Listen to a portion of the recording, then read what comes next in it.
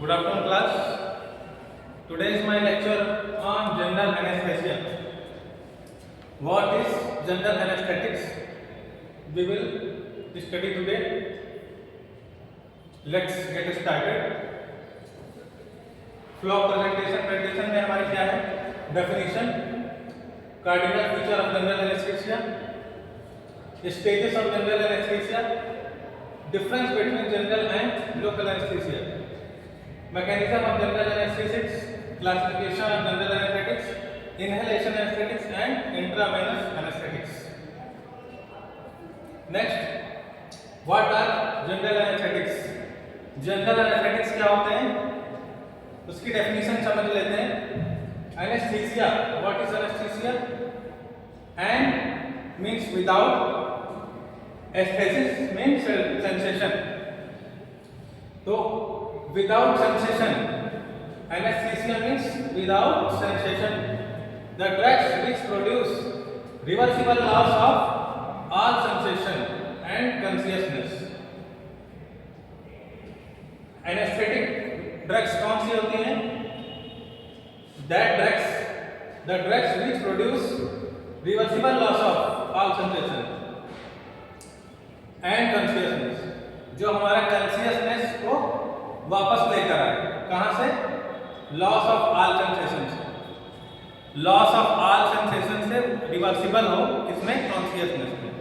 मतलब हमारे सारे सेंस लॉस हो चुके हों, उसके बाद वो वापस हम कॉन्शियस लेवल हमारा वापस आ जाए, हम कॉन्शियस हो जाए. तो ऐसे ड्रग्स ये जो प्रोड्यूस करती हैं उसे एनेस्थेटिक ड्रग्स बोलते हैं. एनेस्थीसिया क्या होता है? विदाउट सेंसेशन, वो एनेस्थीसिया. एनेस्थेटिक ड्रग्स जो रिवर्सिबल लॉस ऑफ सेंसेशन से हमें कॉन्शियसनेस लेवल हमारा मेंटेन करे, वापस लेकर आए. Generally administered by an anesthesiologist in order to induce or maintain general anesthesia to facilitate surgery. तो सर्जिकल प्रोसीजर में विदाउट एनेस्थेटिक ड्रग्स के हम लोग विदाउट एनेस्थीसिया के सर्जरी परफॉर्म नहीं कर सकते. तो एनेस्थेसियोलॉजिस्ट क्या करता है? एनेस्थेटिक ड्रग्स को एडमिनिस्ट्रेट करता है. तो एनेस्थेटिक ड्रग्स एनेस्थेसियोलॉजिस्ट के माध्यम से एडमिनिस्ट्रेट की जाती है to facilitate surgery, surgical procedure को करने के लिए. Next, the cardinal feature of general anaesthetics. जो जनरल एनेस्थेटिक्स है उनके फीचर्स क्या है? Cardinal features, loss of all sensation specially pain. तो जनरल एनेस्थेटिक क्या करता है? Mainly loss of all sensation, सभी प्रकार के सेंसेशन को लॉस कर देता है. हमारी बॉडी में सारे सेंसेशन लॉस हो जाते हैं. स्पेशली पेन, खास तौर पे दर्द. तो इस तरह ये एनाल्जेसिक का भी काम करता है एनेस्थेटिक्स ड्रग्स. सारे सेंसेशन को लॉस करता है और पेन को भी लॉस कर देता है. Sleep, unconsciousness and amnesia. Sleep का मीन्स हो गया अनकॉन्शियसनेस, हमें अनकॉन्शियस बनाता है, हमें स्लीप लेवल में ले जाता है, निद्रा अवस्था में. एंड एमनेसिया, हमें एमनेसिया मतलब कुछ भी याद ना रहना, तो हमें कुछ भी याद नहीं रहता और स्लीप की कंडीशन में चले जाते हैं. Abolition of somatic and autonomic reflexes. Abolition मतलब गायब हो जाना. तो सभी तरह के सोमैटिक और ऑटोनॉमिक रिफ्लेक्स गायब हो जाते हैं. इमोबिलिटी एंड मसल रिलैक्सेशन, हम कभी मूवमेंट ना कर पाए, किसी भी लिम्ब का मूवमेंट ना कर पाए, ट्रंक का मूवमेंट ना कर पाए, ठीक है, और हमारी सारी मसल्स बॉडी की रिलैक्स रहें during anaesthetic procedure and during surgery. तो ये कार्डिनल फीचर है जनरल एनेस्थेटिक्स के. Stages of general anaesthesia. General anaesthesia के स्टेजेस कौन सी हैं देख लेते हैं. Stage 1 analgesia. तो स्टेज 1 एनाल्जेसिया जब एनेस्थेटिक ड्रग्स दी जाती है, एडमिनिस्टर करी जाती है, तो start from beginning of anaesthesia administered and last up to loss of consciousness. तो एनेस्थीसिया कहां से स्टार्ट होती है? Start from beginning of anaesthesia administered and last up to loss of consciousness, feel a dream like state, reflexes and respiration remains normal. तो analgesia condition में क्या होता है? लॉस ऑफ कॉन्शियसनेस होता है और सपने देखने की कंडीशन आती है। पेशेंट को ऐसा लगता है we feel like dream, reflexes and respiration remain normal. Body के जितने भी रिफ्लेक्सेस है वो नॉर्मल रहते हैं और रेस्पिरेशन सांस लेना वो भी नॉर्मल रहता है एनाल्जेसिया की कंडीशन में। एनाल्जेसिया फेज में ये चीजें होती है। स्टेज 2 है delirium phase. Stage of delirium, इसमें क्या होता है? From loss of consciousness to beginning of irregular respiration. Loss of consciousness होता है और इरेगुलर रेस्पिरेशन की बिगिनिंग हो जाती है। रेस्पिरेशन हमारा इरेगुलर हो जाता है। अपैरेंट एक्साइटमेंट इस सीन, इसमें क्या होता है? एक्साइटमेंट देखने को मिलती है। मसल टोन इंक्रीज, मसल्स की टोन बढ़ जाती है, मस्कुलर टोन बढ़ जाती है, हार्ड हो जाती है muscles. Jaws are tightly closed, jaws की मसल्स भी टाइटली क्लोज हो जाती है। Heart rate and blood pressure में राइज, हार्ट ब्लड प्रेशर और पल्स हार्ट रेट ये दोनों इंक्रीज हो जाते हैं। ठीक है, तो एक थोड़ा सा एक्साइटेटरी फेज है स्टेज ऑफ डेलीरियम। जब पेशेंट डेलीरियम में जा रहा होता है तो ब्लड प्रेशर और हार्ट रेट बढ़ जाती है, मसल टोन बढ़ जाती है, रेस्पिरेशन इरेगुलर हो जाता है और patient consciousness, loss of consciousness हो जाता है, पेशेंट अनकॉन्शियस हो जाता है। ठीक है, stage 1 analgesia, stage 2 stage of delirium. फिर स्टेज 3 है जो है surgical anaesthesia. Extend from onset of irregular respiration to essential to cessation of spontaneous breathing, this has been divided into 4 planes. अब सर्जिकल एनेस्थीसिया में क्या होता है? इरेगुलर रेस्पिरेशन के बाद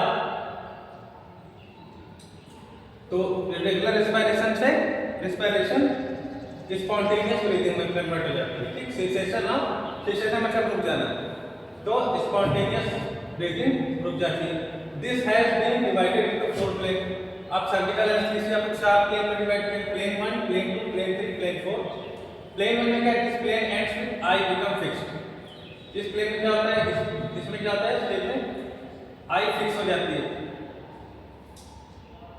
प्लेन 2 में loss of corneal and laryngeal reflex, corneal reflex torch light मारने corneal reflex loss हो जाते हैं और लैरिंजियल रिफ्लेक्स भी एब्सेंट हो जाते हैं, लॉस हो जाते हैं।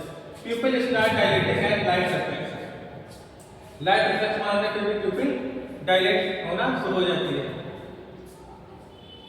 डायलेटेड प्यूपिल 4 प्लेन में, प्लेन 4 में dilated pupil decrease muscle tone and BP falls. तो प्लेन 4 में क्या होता है? सर्जिकल एनेस्थीसिया प्लेन 4 में प्यूपिल कंप्लीटली डायलेट हो जाती है, मसल टोन डिक्रीज हो जाती है कंप्लीटली, और मतलब मसल टोन डिक्रीज होने का मतलब मसल रिलैक्स हो जाती है। बीपी फॉल्स, बीपी डाउन हो जाता है, गिर जाता है, डिक्रीज हो जाता है बीपी। स्टेज 4 मेडुलरी पैरालिसिस की कंडीशन है, इसमें रिस्पिरेटरी एंड वैसोमोटर कंट्रोल पूरी तरह से रुक जाते हैं, मतलब सांस लेने में सक्षम नहीं रहता है पेशेंट, और वैसोमोटर कंट्रोल भी सीज हो जाता है।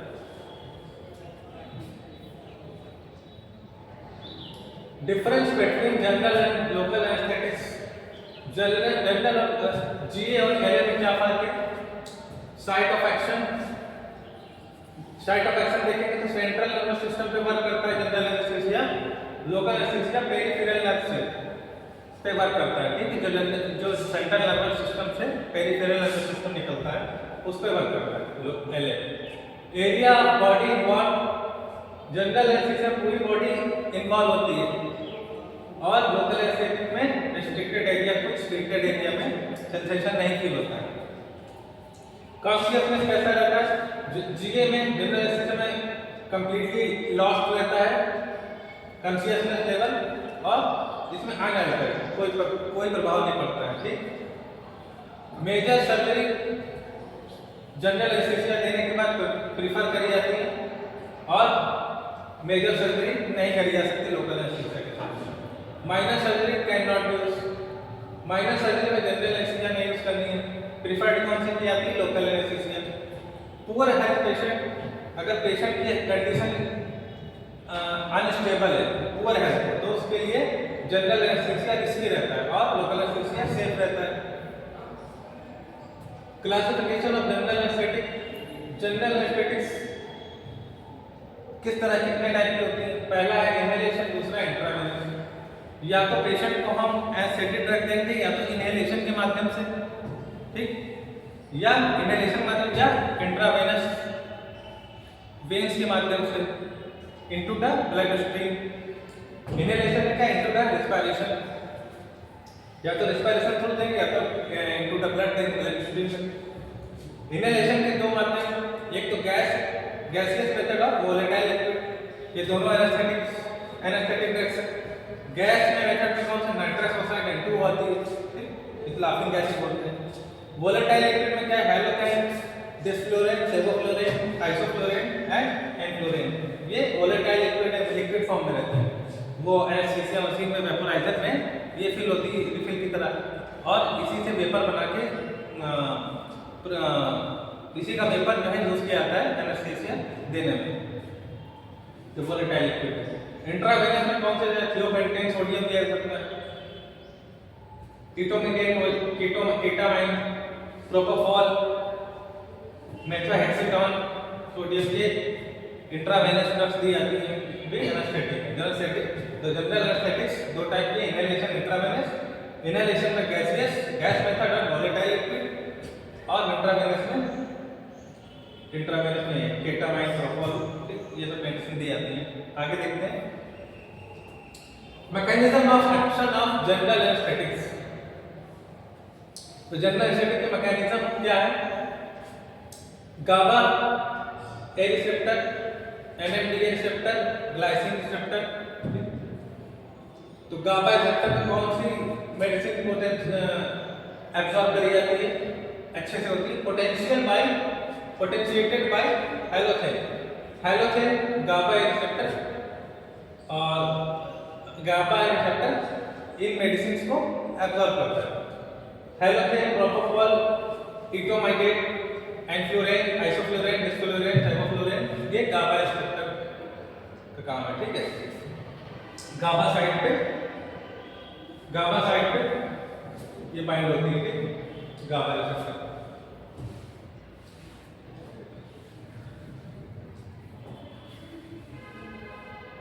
एनएमडीए रिसेप्टर में इनहिबिटेड बाय केटामाइन और nitrous oxide and xenon।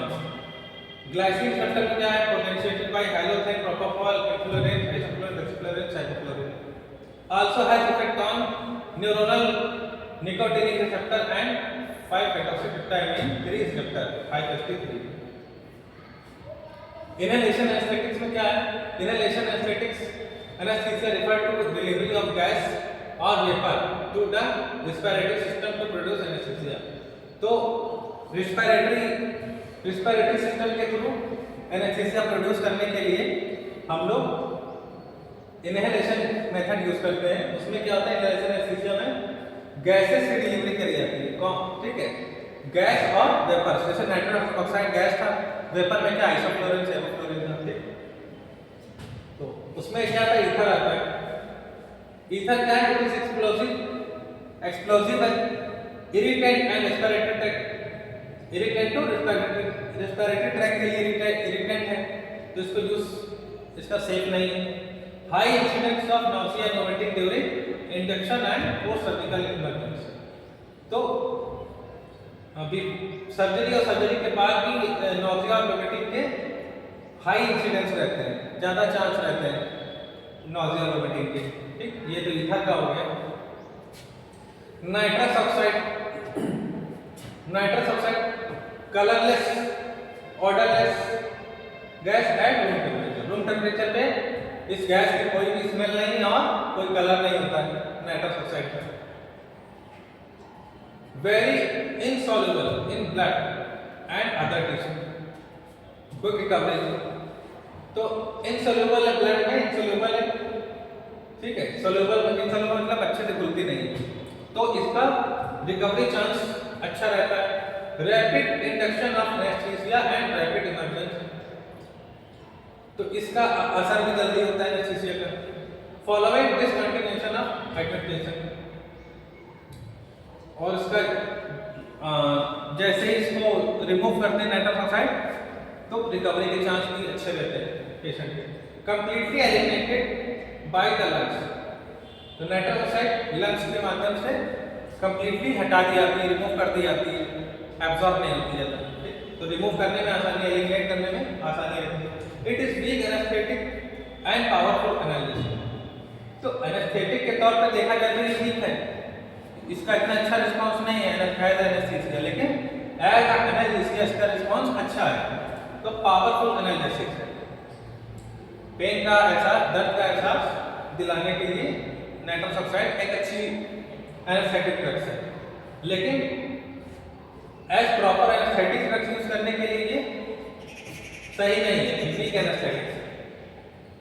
The MAC release 105% cause megaloblastic anaemia. इसको ज्यादा यूज करने से क्या होता है, मेगालोब्लास्टिक एनीमिया हो जाता है। Used as adjunct to supplement other ingredients. तो इसे सिंगल यूज नहीं किया जा सकता एनेस्थीसिया में, इसके साथ में कुछ अदर एनेस्थेटिक ड्रग्स मिक्स करके एडमिनिस्टर किया जाता है पेशेंट को।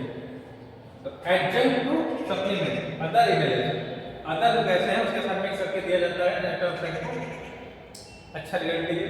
हैलोजन में वोलेटाइल लिक्विड है एट रूम, ये पेपर के माध्यम से दिया जाता है। ये halogen volatile liquid at room temperature पे वोलेटाइल लिक्विड है, लिक्विड फॉर्म में रहता है।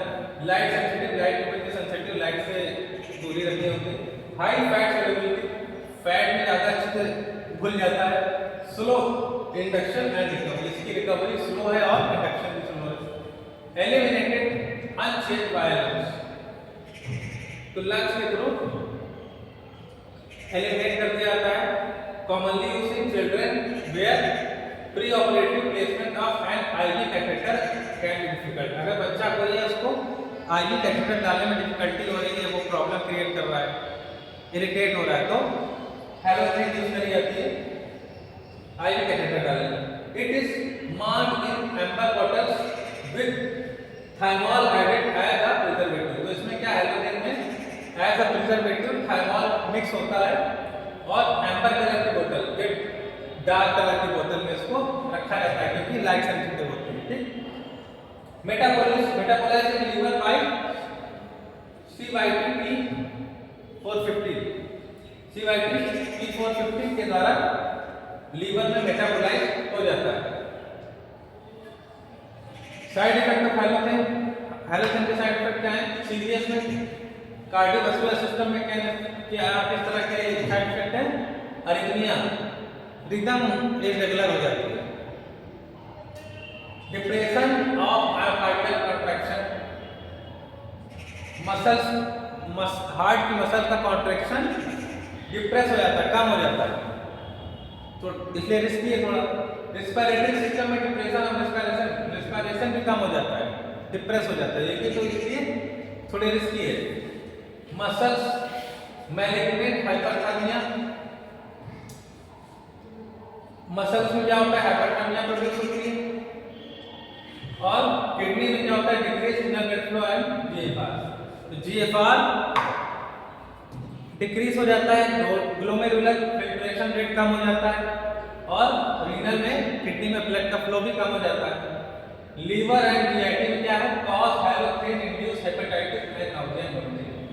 हैलोजन इंड्यूस हेपेटाइटिस हो सकता है, हैलोजन यूज करने से हेपेटाइटिस हो सकता है, कौन सा हैलोजन इंड्यूस हेपेटाइटिस, और नाउजिया और वोमिटिंग की कंडीशन आ जाती है। ड्रग इंटरेक्शन क्या है Thiophanate plus adrenaline.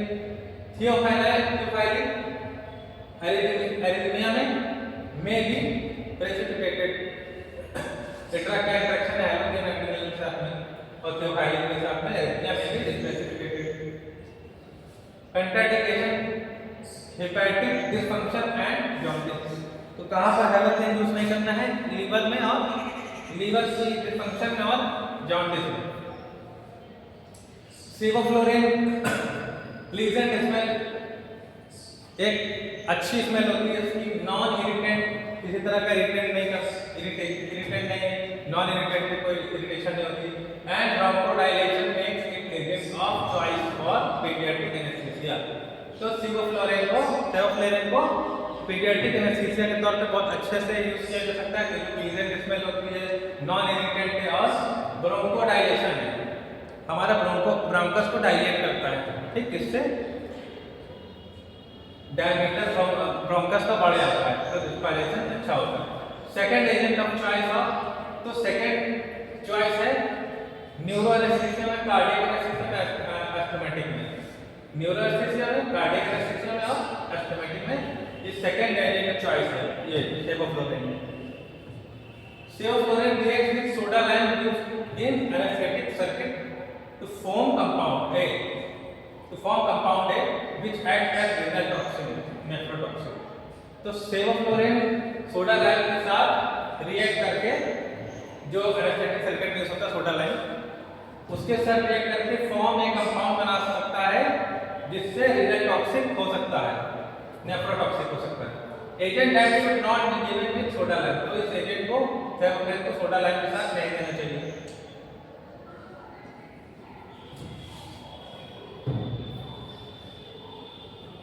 Measurement of inhalation anaesthetic potency MAC बोलते हैं.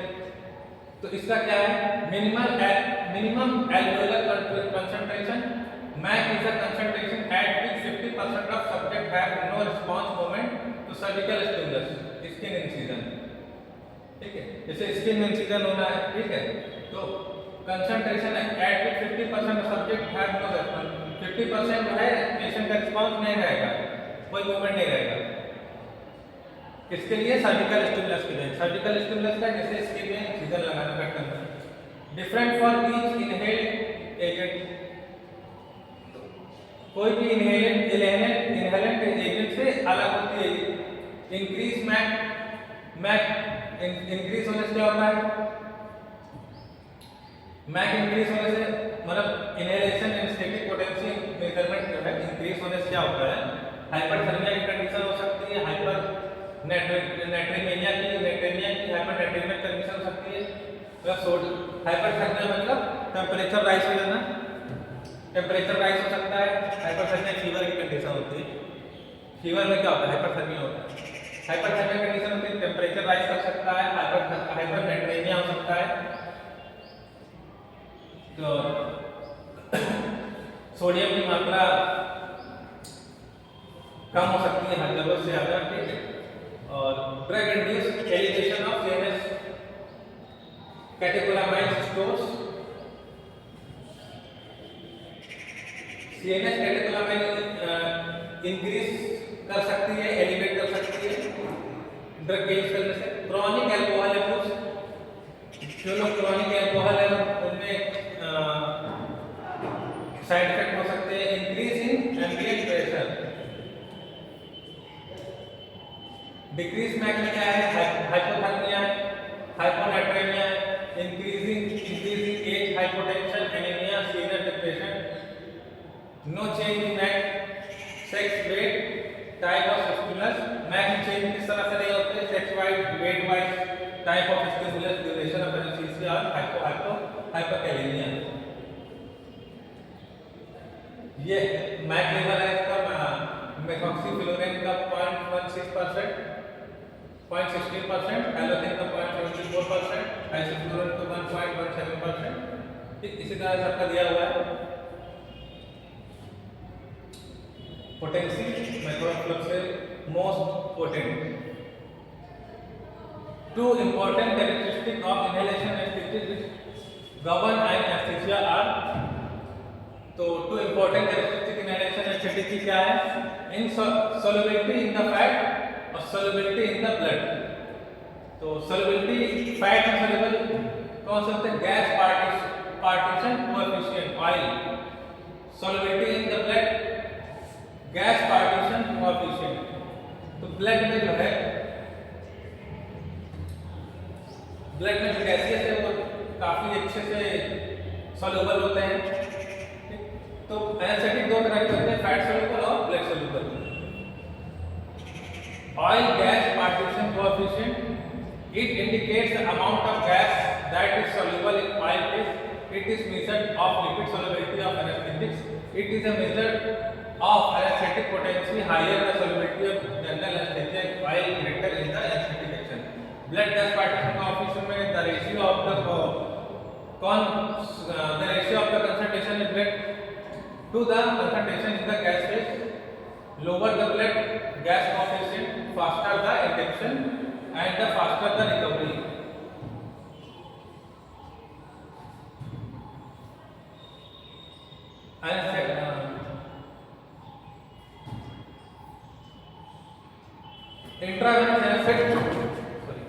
इंट्रावेनस एनेस्थेटिक्स कौन सी होती है, thiopental, ultra short acting barbiturates.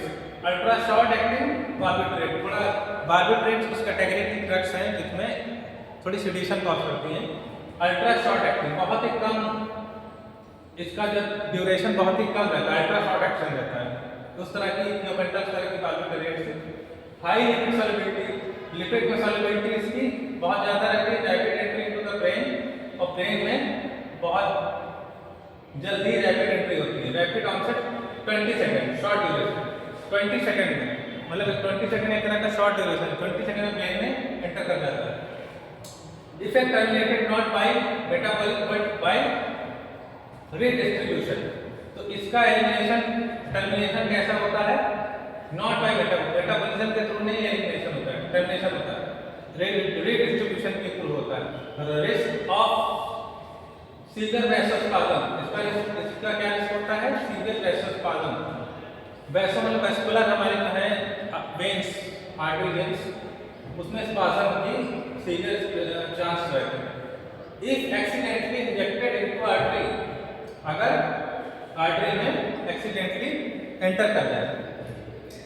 Depress cerebral blood flow, cerebral blood flow का डिप्रेस हो जाता है, हमारे ब्रेन में जो ब्लड की सप्लाई वो कम हो जाती है, डिप्रेस हो जाती है। Decrease intracranial pressure, ICP intracranial pressure भी डिक्रीज हो जाता है, ठीक है, क्रेनियम के अंदर प्रेशर डिक्रीज होता है। Tissue necrosis, gangrene, tissue stone, hypotension, apnoea, tissue के नेक्रोसिस की चांस रहती है। Build up in adipose tissue, very long emergence from anaesthesia.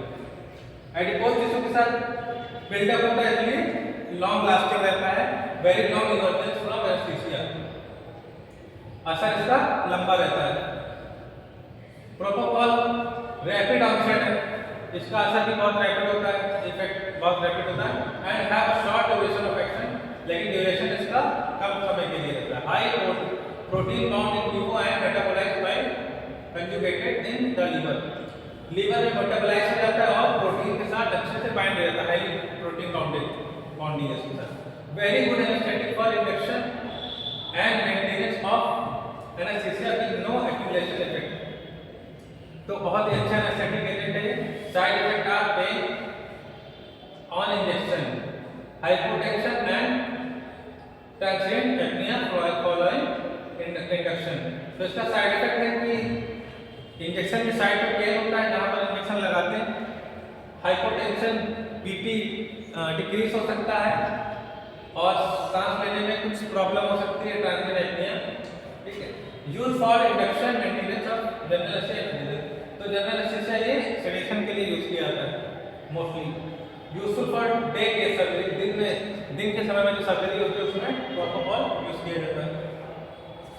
Ketamine dissociative anaesthetics है, एनएमडी रिसेप्टर एंटागोनिस्ट है, कार्डियोवैस्कुलर स्टिमुलेंट है, catatonia, analgesia and amnesia without loss of consciousness. तो इसका ketamine देने से क्या होता है, बिना बिना पेशेंट के अनकॉन्शियस हुए, without loss of consciousness, patient मतलब अवेयर रहेगा और उसमें कैटेगोरिया एनाल्जेसिया और एमनीसिया की कंडीशन आ जाएगी, प्रोड्यूस करेगी।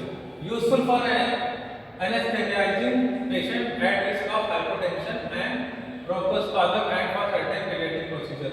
तो पीडियाट्रिक प्रोसीजर में केटामाइन यूज होती है। इटोमिडेट रैपिड इंडक्शन है इसका, minimal chance in cardiac function and respiratory rate minimal change. तो इसको देने से कार्डियक फंक्शन रेस्पिरेटरी रेट में बहुत ही कम चेंजेस होते हैं। तो ये सेफ है, नॉट एनाल्जेसिक, लेकिन एनाल्जेसिक नहीं है। Cause pen on injection and nausea post operatively, surgery के बाद नोजिया प्रोड्यूस करता है एकोमिडेट, और इटोमिडेट क्या करता है, नोजिया प्रोड्यूस करता है ऑपरेशन के बाद, सर्जरी के बाद, और इंजेक्शन साइट पे पेन होता है। प्रोलॉन्ग एडमिनिस्ट्रेशन में कॉज एड्रेनल सप्रेशन, तो बहुत लंबे समय तक यूज करने से, इटोमिडेट को यूज करने से क्या होता है, एड्रेनल सप्रेशन होता है। एड्रेनल ग्लैंड है, वहां से जो हार्मोन्स निकलते हैं वो सप्रेस हो जाते हैं। ठीक है, तो आज का लेक्चर हमारा यहीं पर एंड होता है।